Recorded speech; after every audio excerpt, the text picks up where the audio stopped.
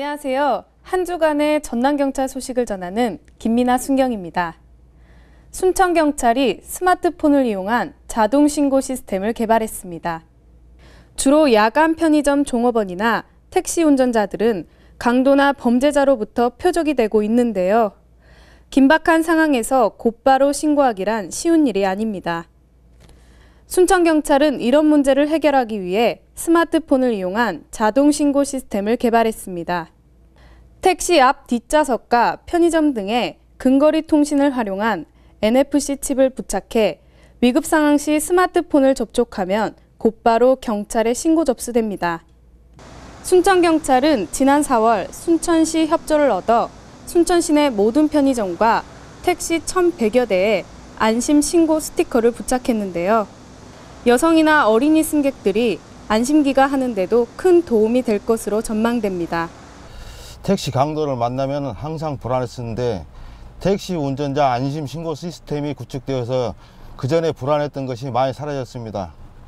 스마트폰만 있으면 빠르게 신고 접수가 가능하여 경찰이 바로 출동할 수 있는 장점이 있습니다. 시스템 운영 후 효과가 있을 경우 우범지역, 원룸 밀집 지역에도 확대할 계획입니다. 112 허위 신고 때문에 정작 도움이 필요한 시민들에게 피해를 주고 있는데요. 경찰은 상습 허위 신고에 대해 강력 대처할 방침입니다. 지난해 전남지방경찰청에 접수된 허위 신고는 500여 건. 이에 따라 전남경찰은 112 허위 신고 근절 계획을 세우고 강력 대응하기로 했습니다. 형사처벌은 사안에 따라 5년 이하의 징역이나 1,000만 원 이하의 벌금에 처해질 수 있는데요. 위계에 의한 공무집행방해죄를 적용해 형사 입건하는 한편 경미한 사안은 경범죄처벌법으로 처벌하고 있습니다.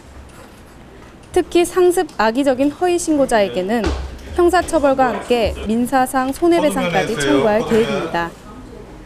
허위 신고는 나 자신은 물론 가족과 이웃들까지 피해를 입힐 수 있습니다. 전남경찰 홍보단이 학교폭력 예방 공연을 통해 4대 사회학 근절에 나서고 있습니다. 지난 11일 20대 의경으로 구성된 경찰 홍보단이 청소년들을 위한 공연에 나섰습니다. 특히 이날 공연에서는 학교폭력 예방을 위한 연극도 선보였는데요. 연극을 통해 주변의 관심이 학교폭력을 입은 피해자에게 어떤 도움을 줄 수 있는지 알리고 학교폭력의 심각성도 다시 한번 일깨웠습니다.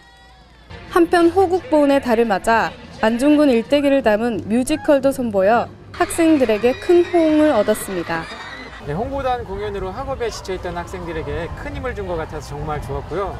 기존의 학교폭력 예방 강의를 통해서는 아이들에게 공감을 얻기 힘들었는데 신세대 의경들이 나와 연극을 공연하니까 학생들에게 피해자의 아픔이 무엇인지 그리고 학교폭력의 심각성을 알려서 인식 변화하는 데 큰 도움이 된 것 같습니다.